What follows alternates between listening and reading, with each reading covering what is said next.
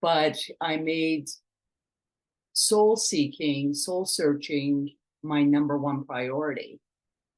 Looked in every nook and cranny, sat with every freaking emotion, and there was a lot of emotions, and worked my way through. And it took about 6 years. And in reflecting on those 6 years, I realized that if I knew what I was doing uh, at that time, that the process could be distilled into 6 weeks. Hello, everybody, and welcome back to another episode of Witchy Wellness Radio. This is a show you learn how your body and emotions are not in the way, they're actually leading the way. And we're talking about how to be free today. We want to have a checklist for everything in life: family check, career check, social life check. But what about that personal fulfillment? That's who we're talking to today. We're talking with Shirin Etessam. She is an entrepreneur, seasoned media executive, and transformational speaker. She's produced films and original television series and specials, and created several companies and led campaigns for some of the world's most recognized companies, to name a few: ABC, CBS, Discovery, BBC, and the list goes on. Today, Shirin guides seekers in her 6-week program, Free to Be, to disconnect from their human being to their human to disconnect their human being from their human doing, to find their true and lasting fulfillment. She lives in Marin County, California, with her wife and 2 children. Welcome to the show today, Shirin. I'm so happy to have you. Thank you so much for having me. So beautiful. We're talking off air because you have such a huge, I had to cut your bio in half, by the way, because of all the beautiful juiciness that is in your film and producing career. If you guys want to read more, and I'm sure we'll jump into it in a few minutes, but just the amount of stories of interacting with people and Francis Coppola. Oh my gosh. Like I know you don't get starstruck, but that was such a cool story. And it's like, how do we, in those moments where we're called to step up into our big self, right? Who do we want to be in those moments? And I know that's part of who you are. You have checked all of the boxes and then some in your personal and professional life. But I want to hear the story that led you to write this book and this system that you help people with, to really work on their spiritual wellness or their health, and make that a forefront of their priority. Yeah. So yes, I checked off a lot of boxes. And I think, like most people, we're conditioned to do that, right? Like that is how we are raised, at least in the West, but I think also in the East now. So it's pretty fairly global in that, you learn at a very, very early age to, play by the rules and what you can do and what you can't do. And then, you go after the education and then the diplomas and the awards, and then the jobs, and then the positions, and then the homes and the cars and the whatever it is, so check, check, check, check. And I thought that I was living the dream. I was with my then partner for 13 years. We had adopted 2 gorgeous children from Guatemala and Ethiopia, and they're now 17 and 15.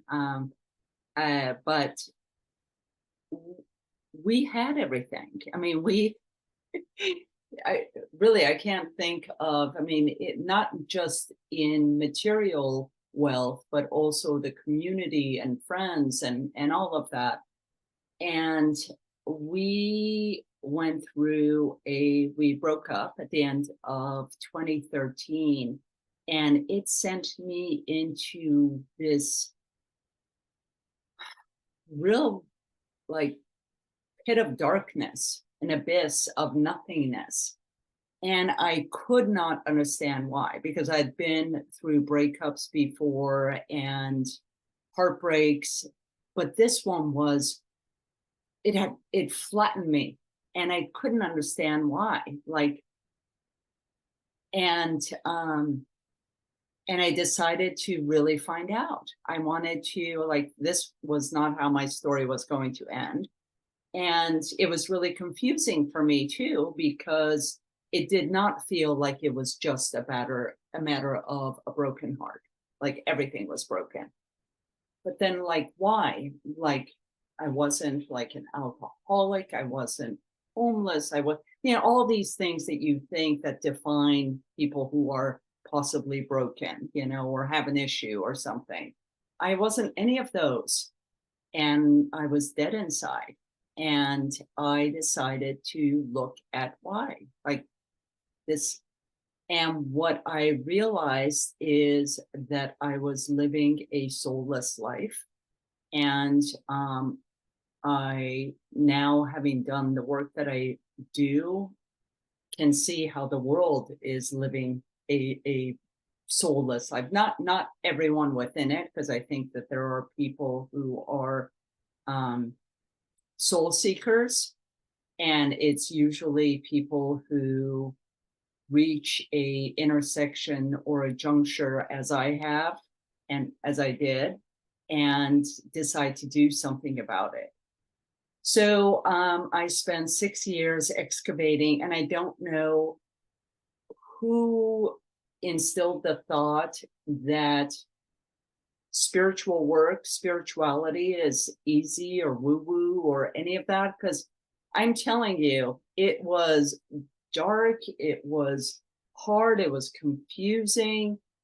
I now call it bobbing for spiritual apples, because I had no idea what I was doing. And mind you, I dabbled in self-transformation work prior to that, and I still had no idea what to do. So I went out on a major quest, and mind you, I'm still doing all the things that you mentioned in my bio and raising 2 kids. But I made soul seeking, soul searching my number one priority. Looked in every nook and cranny, sat with every freaking emotion, and there was a lot of emotions, and worked my way through. And it took about 6 years. And in reflecting on those 6 years, I realized that if I knew what I was doing at that time, that the process could be distilled into 6 weeks. So I wrote the book that I wish I had when I was at that crossroads. And that's why I love hearing people's story first off the bat on the show, because we're always on the transformational hero's journey, heroine's journey, but to hear that the darkest moments, those dark nights of the soul, are really, that pivot point in the story to get you to look at things differently. You would have never probably changed if everything stayed the same in the relationship, the career. Yeah, I don't know one person. I don't know one person that went from cushy living to having like a major epiphany. I always say that I do my best work on my knees, and I think others do too, because we're just like, oops, that didn't work. Whatever it was that we're involved in, right? And it's really humbling, and it's grounding, and it opens you up. Okay, now what? So I was in a lot of now what for 6 years, which I think is, if it wasn't as painful as it was, I would say that, I would do it all over again. And I would do it. I think I would do it different in many ways, but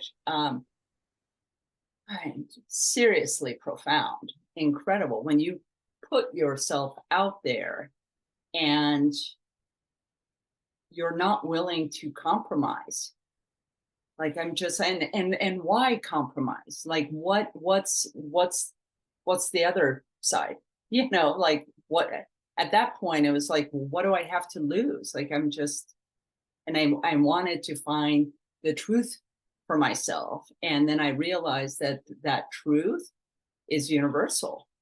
Oh.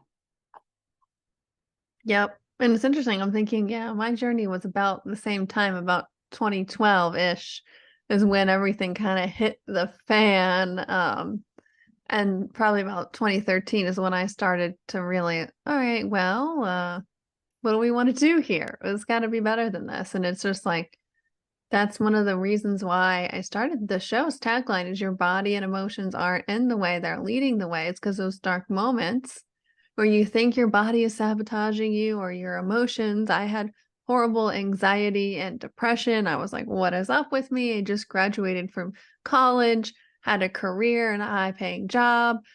The literally in the middle of my college graduation, I had my first panic attack. Barely I made it on across the stage. I don't know how I did. But it was like my soul was like, "Nope, you just created a life that's not you. That, you crossed everything up, you were the good girl the whole way up until this point in your life, because your whole life was prepared for this moment of getting the good grades to get into the good college, to get the degree, to get the job. Well, you're here, now what?" Like you said, "And now what?" And I had 0 idea, 0 idea. And it doesn't matter if you just starting out, in the middle of your professional life, or, accomplished person. Like, I felt like I was just like, "Okay, I'm this, like, having my quarter life crisis here, not even a midlife crisis, like, what?" I was like, "No one else is thinking this. What's up with me?" And it really takes those moments to kinda shake us up a little bit because at least for me, I was suppressing a lot of emotions and learning to actually start to feel those emotions and all those thoughts that I didn't really deal with, instead of, even when I started my journey, spiritual bypassing. So I wanted to dive into that because sometimes it's convenient to do that, even when you know the right words and stuff with spirituality and this whole woo and law of attraction. I would love to hear your take on spiritual bypassing and maybe some examples that we can relate to. Well, there's quite a few examples, and I mean, kudos to you for like really jumping off that train at a earlier age. I think that it really didn't hit me till it hit me. And what I've come to realize, and I will get to the spiritual bypassing, is that I feel that globally we are missing the essential conversations that we need to have. Like my kids spend so much time learning about like Mesopotamia, which is fantastic, great, but then they don't know how to deal with their emotions, emotions on one side, and frankly taxes and mortgages on the other side, like life, like we're just not prepared. And there's a for most of us, I think that there is a deadening that happens with people who don't have that wake up call, that it's just this gradual deadening that happens, and then life is over and it's too late and blah blah blah. Or you have the aha moment and you're just like, no. Yeah, whatever that, no, I'm not doing it this way. And a part of that, like a part of that excavating, so much of it is in the unlearning of it, and the unlearning of things that you just, acquired because that's the way it is. Like, nope, nope, nope, nope. So yes, a lot to unpack there. Spiritual bypassing, and I think that's why there is the need for a redefining, a new definition of spirituality, as either you call it practical spirituality or spiritual wellness, spiritual health, because when you do the work and you've done the work, like there is nothing that is and I mean the result can produce a lot of zen and peace within our lives, but the process itself is super sloppy and challenging and hard. So it's actually an act of courage to be spiritual. Like you are, it's like a spiritual warrior. You know, you meet the world with all that is you, and you walk that path, right? Spiritual bypassing is the opposite of that. It's the hiding, and there are so many different ways of doing that. One of my ways of spiritual bypassing was what I call spiritual window shopping.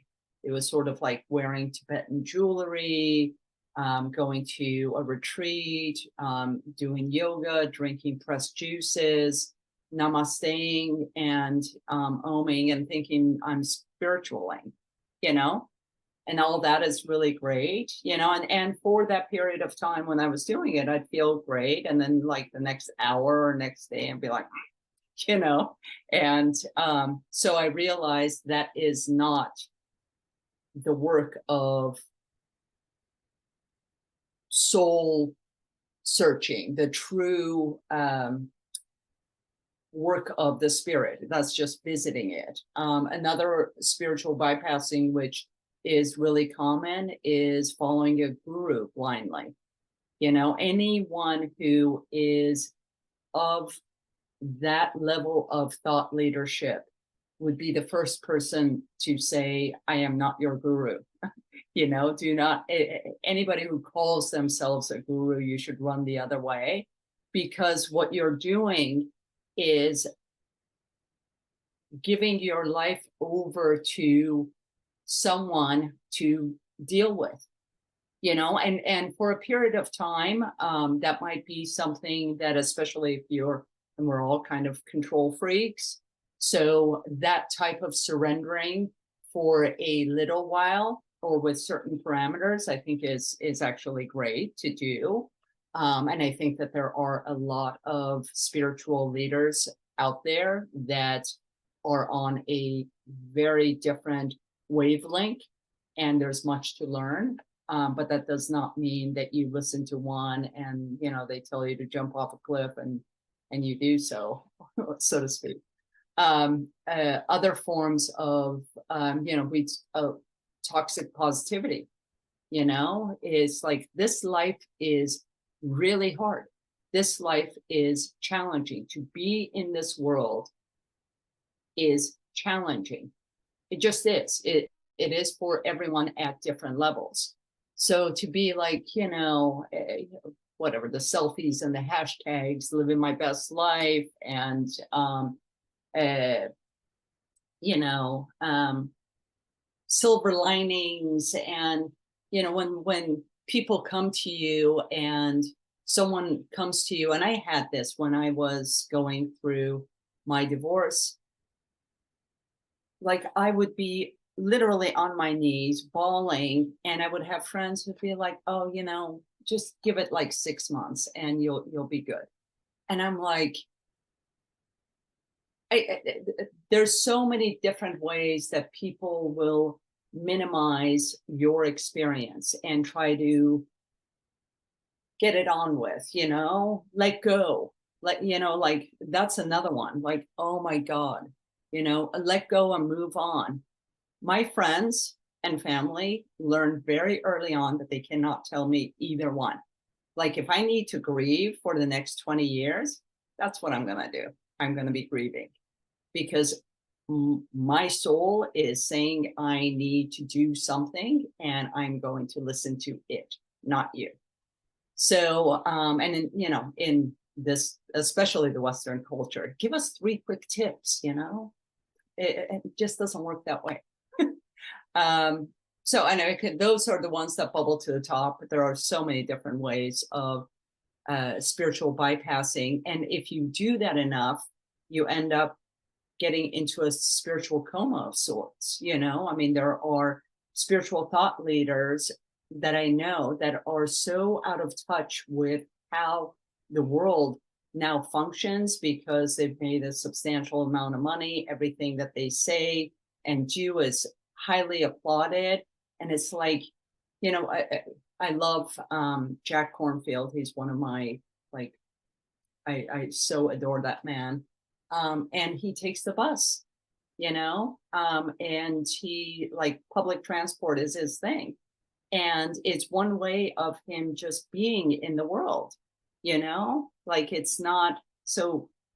So I think that's really important as well. And there's many, many others. So just really important. Like, if you're an electrical engineer, be an electrical engineer. You don't need to go and, live in an ashram in order to find enlightenment. It's right here, right now.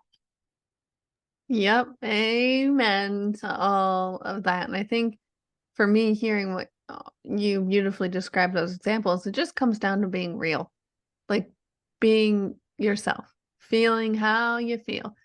That's really it. And of course, I had a coaching call before this, and that was what we talked about. My client was like, can you be real with yourself, with what's coming up? Can you be real with your partner and with life? And instead of, walking on eggshells, everything's fine, it all works out. And like, yes, I love the Abraham.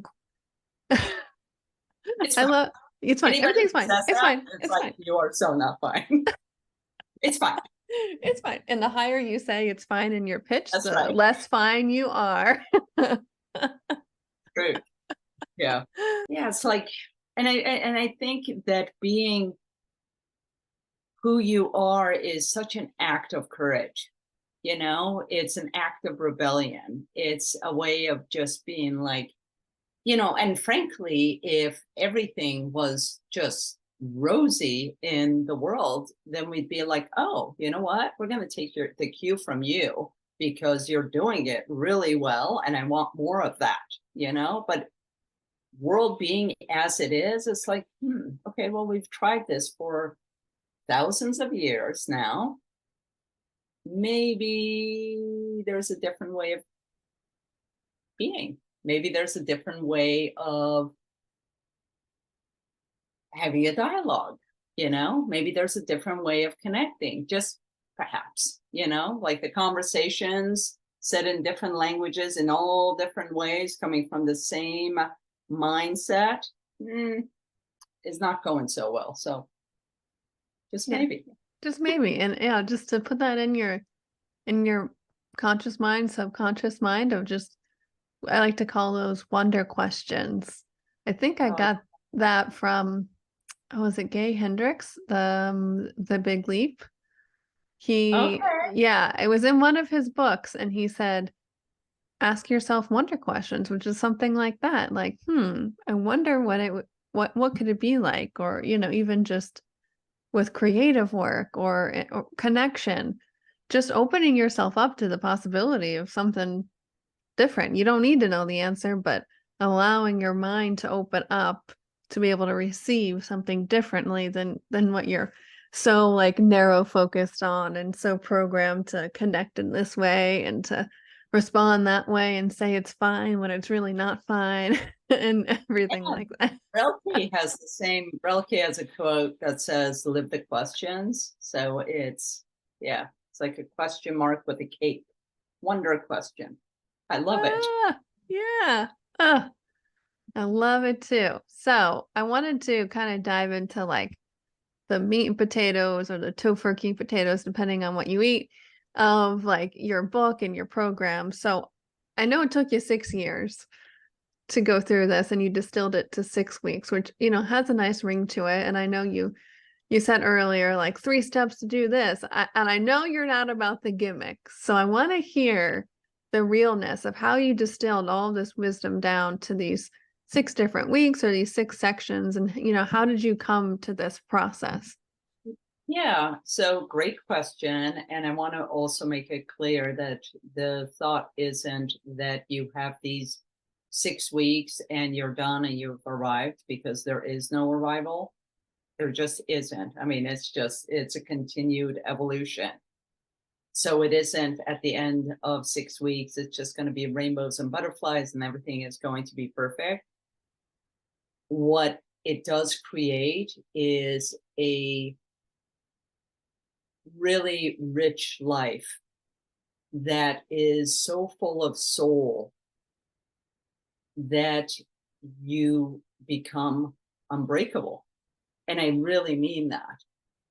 And there are, I mean, if I could just tell you in the last 6 months, while we've been in like a media blitz with in a book launch, the amount of challenges that have come my way, it just does not end. And massive life challenges, not just work challenges or whatever. So that will always be the case. It's this life, it is this world that we are in. This is what we are stuck with. So, and there are many different ways of meeting the world. And it is always an evolution. So it isn't 6 weeks and you are done. It's 6 weeks and you're really primed. I should say that. So there's many reasons why I intentionally structured the book the way it is. So one of them is that it's in 2 parts. The first part of it is all about excavating, and I can quickly talk about that.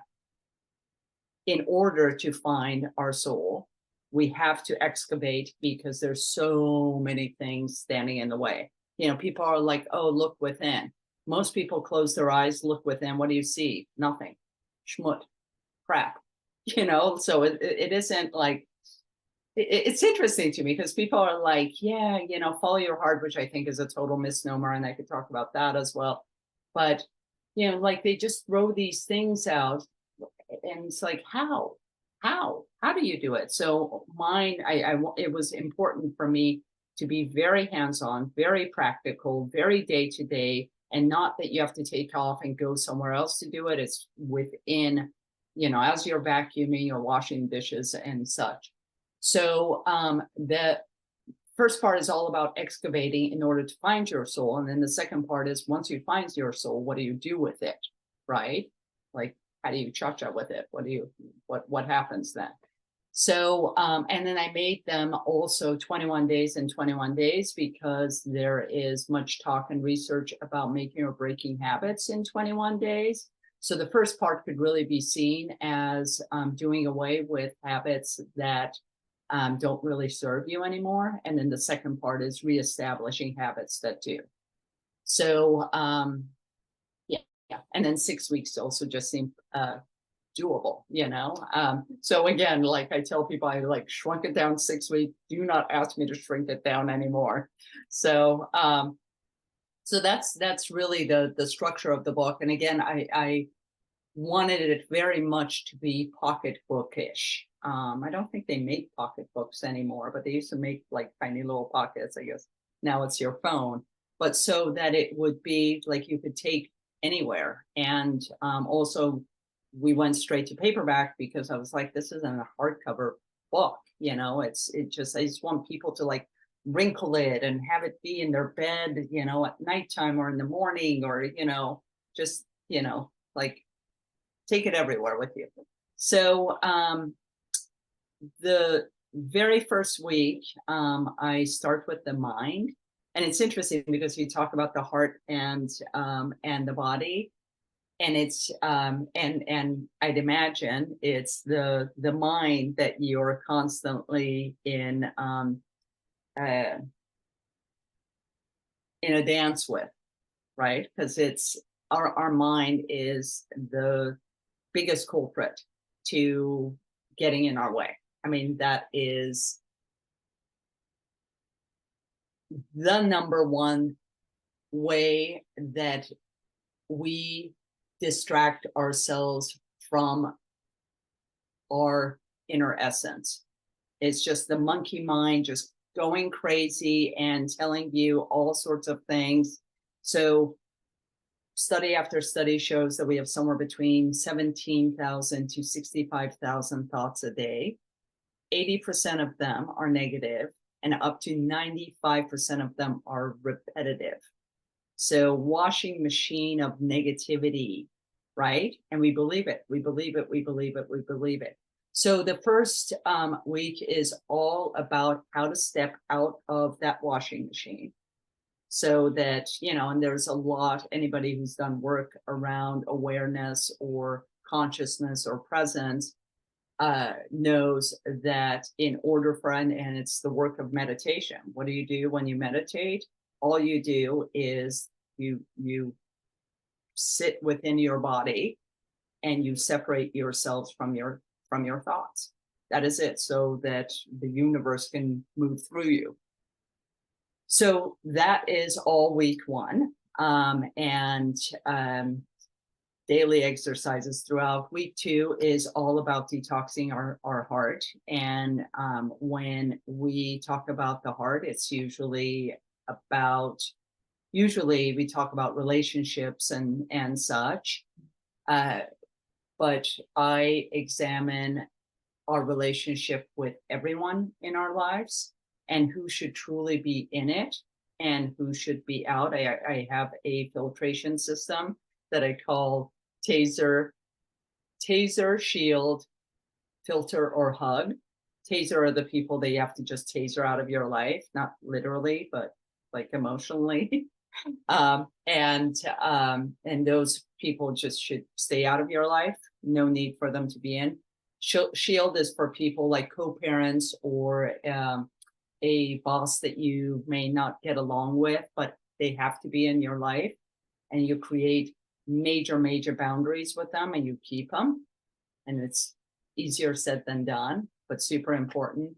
Filter is just not like, don't overshare yourself. Not everybody is your people. So don't sit on the bus and tell some stranger, your whole life because they have no concept, or on social. I mean, how many times have you had that? Like you read a post and you're like, oh, we didn't need to know that.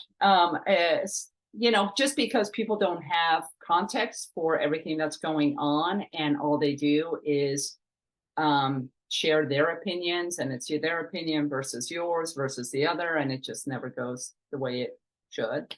And then the hug category is my favorite, which is your tribe. And those people you hold close and you listen to.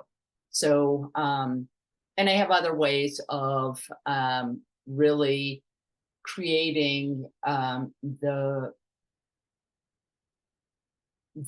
love circle that one needs in order to move through life and afford the self-care that is baked in it. So that is week two. And then week three is all about the body. Oh, I should say also that I make it very clear within the second chapter that the difference between heart and soul, because truly the heart, I mean, they often refer to it as your inner child. I call it your inner puppy. What does the inner child or inner puppy wants? It wants to be loved. It wants to be cared for. It wants to be acknowledged. That is it. But you wouldn't expect the inner child or inner puppy to lead the way. So don't let the heart lead. Let your soul lead. Your heart should be really acknowledged and taken care of. That is it. Don't task it with things that it cannot do. You might want popcorn 1 hour, then it needs a nap, then it wants, seriously, that's how the heart is. My heart does that. I don't wanna, but the soul, if your soul is committed to something, it doesn't matter what the heart wants that hour, right? And that's important within relationships, because it's my soul is committed to you. My heart, today it's a little cranky. Tonight it feels really good, So that's the heart. And then week three is all about the body, because as I'm sure you talk about a lot, like we either ignore our body or abuse it, whether it is through stress or too much work or not enough sleep or what we put in it, but also our relationship to, you're too fat, you're too old, especially women, and really being mindful of that and reframing our relationship with our bodies as our sacred vessel through life. This breaks, everything breaks. I mean, you look at the likes of Steve Jobs, amazing mind, did incredible things in the world, and he got cancer and died. I mean, there's no money, there's no power in the world that will stop that.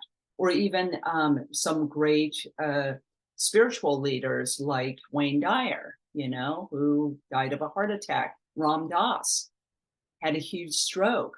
And it's interesting because Ram Dass, if you see his documentary, which is amazing, he said, he's like, the stroke just really allowed me to move even deeper into myself. And I'm like, wow, amazing.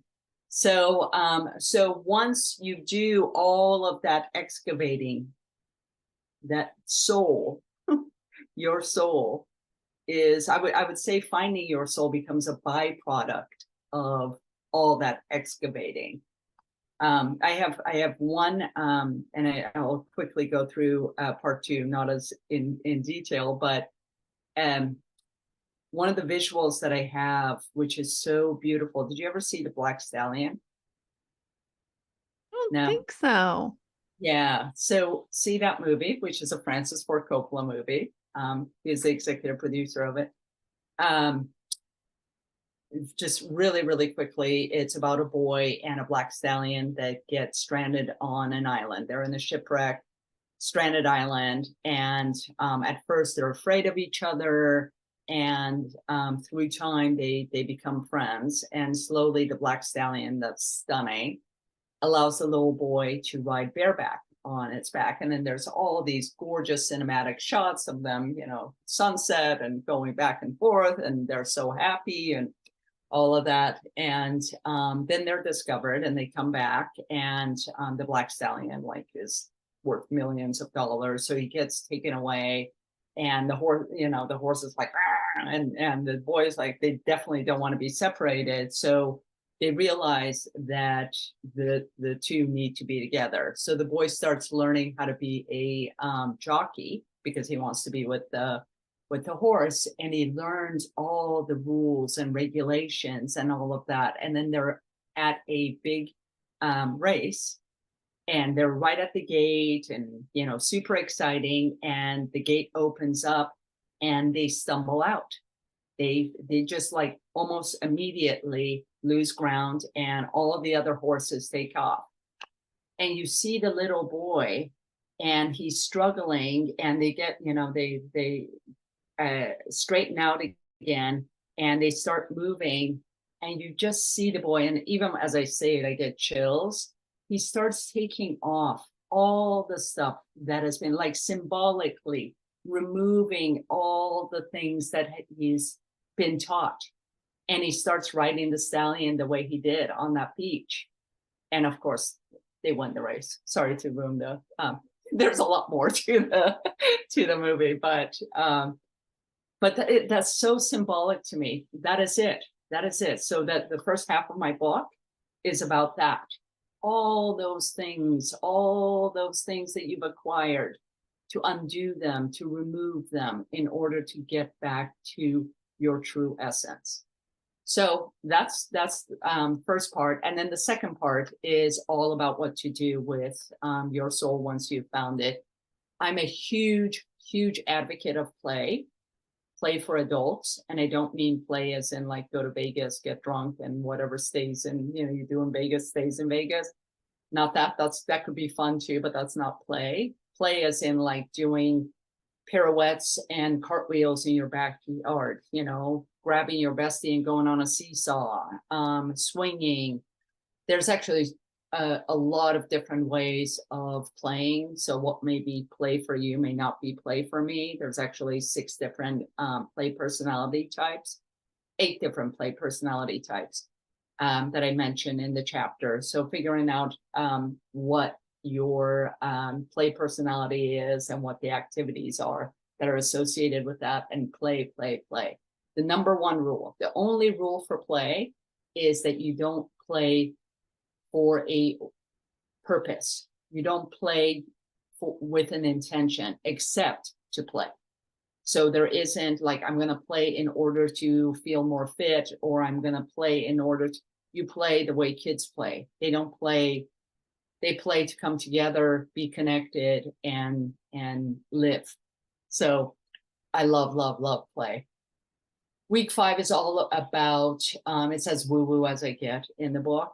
It's about the dance between the soul and the spirit. And I make it very, very clear that if you are doing the work that we've been talking about, there is no,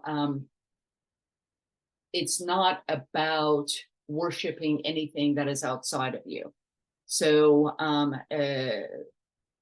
there's nothing religious about it, though you can be religious and spiritual, or you can be completely, an atheist and practice spiritual wellness. So I define that. And I also define the difference between soul and spirit. So soul is our unique imprint in this universe. Like nobody has the soul that you have. No one, not one organism. Spirit is what connects us. So you call that higher consciousness, universal energy, Allah, Jesus, whatever you want to call it. So it's that dance between our soul. It's how the soul and spirit meet. And so that's week 5, called, I think I called it Finding Your True North. And week 6 is all about rewriting your story. And again, it isn't like best of luck, live your best life. I actually have a Venn diagram for it, so it's very much hands-on. And also I talk a lot about manifesting and what manifestation is and what it's not. And your opportunity to write your life exactly as you'd like it. And then I send you off. That is it. Oh, folks, I mean, gosh, that really is 6 years and 6 weeks. Yep. Oh my goodness. I'm not even sure where I want to dive into, because that it's just so all encompassing. And I think it's so important, the excavating phase first, because we started off talking about the spiritual bypassing. But if we're not present with really what's underneath those 95% repetitive thoughts every single day, then it's just going to stay. We're going to keep on that Groundhog's Day, that hamster wheel over and over and over. And you're right, the woo is not for the weak. It's that when you really apply this soul work, like you say, it's the excavating is, I don't want to compare it, but I think it's more important because we just avoid it than the actual like writing my new story. Because if you don't excavate, then writing new stories, for me, in my experience, doesn't stick. Well, it doesn't stick. It doesn't stick because all you're doing, and this is, I talk about this when we talk about mental health. And it's interesting because mental health had the same stigma as spiritual health or spirituality did like 10 years ago, right? If you were going to a therapist or, support group or whatever, you would whisper it. Oh, yeah, well, I belong to a support group. Oh, yeah, I'm seeing my therapist. Now you have celebrities, athletes, Prince Harry talking about the benefits of it. But truthfully, you can't have true mental health without spiritual health. But it's baked in, but nobody talks about it because it's still taboo. But I really believe that now that stigma has been broken, that people would be much more open to spiritual health. But the reason I mention it is that mental health without spiritual health truly is like moving furniture. So what you were saying, all you're doing is rearranging furniture, I don't like this, so I'm going to move it this way. It's the same furniture, right? So you have to do away with all that furniture and acquire new ones, or not at all, whatever it is. So yeah, so you can't truly, if you rewrite your story on top of the story that you have, I'd imagine, maybe it's like a new chapter, but it's going to look a lot like the old chapter, you know? So, and I was saying, like, yeah, people would say that, like, oh, on to a new chapter. I'm like, I don't want a new chapter. I want an entirely new book. So I wrote it. So here it is, folks, entirely new. Oh my goodness, Shirin, thank you so much for coming on here. I know I got some good information and reminders and new ways of looking at things. So thank you. Was there anything else you wanted to share before we start to close the show that you didn't feel like we covered up today? We covered a lot. I mean, Yes.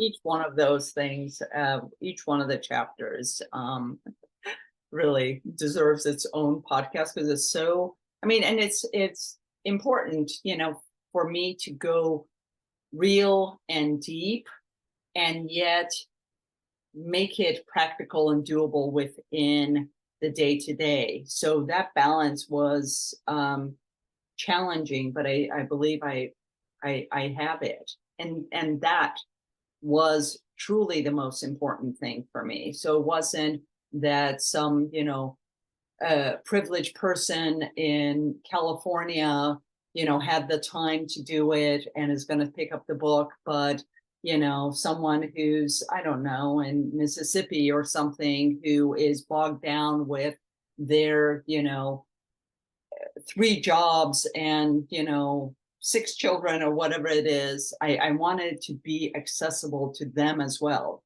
to make it that doable, you know, so that you could incorporate it in no matter where you are or who you are. Come as you are.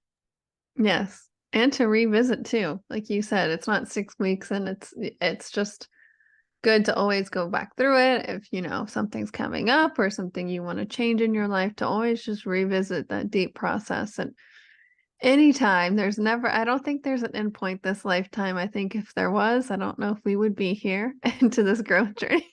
It becomes our default though. I mean, Yeah. it's and I don't know how you feel, but the only time I feel that I am not in my flow is when I'm out of it and I stop everything in order to be in it.